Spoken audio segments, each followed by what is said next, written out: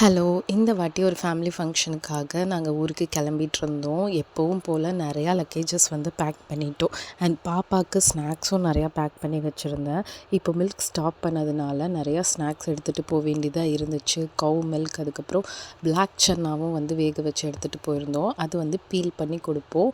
And boiled egg, அதுக்கப்புறம் carat and நெறையா மக்கானா. மக்கானா தான் ரொம்ப பிடிக்கும். அது கீல வந்து சால்ட் அண்ட் பெப்பர் போட்டு ரோஸ்ட் பண்ணி கொடுத்தோம். ரொம்ப பிடிக்கும் அது.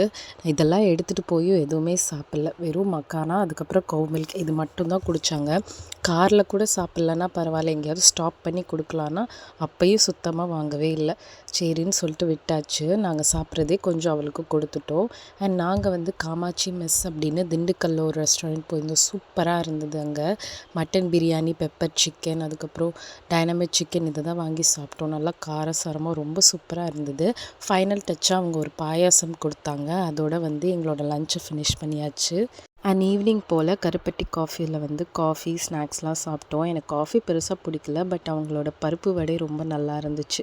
அண்ட் காரில் எப்போவுமே எனக்கு இந்த ஒரு ப்ராப்ளம் இருக்குது. பயங்கரமான மோஷன் சிக்னஸ். மற்ற எந்த வெஹிக்கிளில் போனாலும் எனக்கு எந்த ப்ராப்ளமும் வராது. பட் காரில் போனால் மட்டும் ஏசி இருந்தாலும் சரி, இல்லைனாலும் சரி, ஏதோ அடைச்சி வச்ச மாதிரி ரொம்ப மோஷன் சிக்னஸ் அதிகமாக இருக்கும். வாமிட் பண்ணால் தான் கொஞ்சம் ரிலாக்ஸ் ஆவேன்.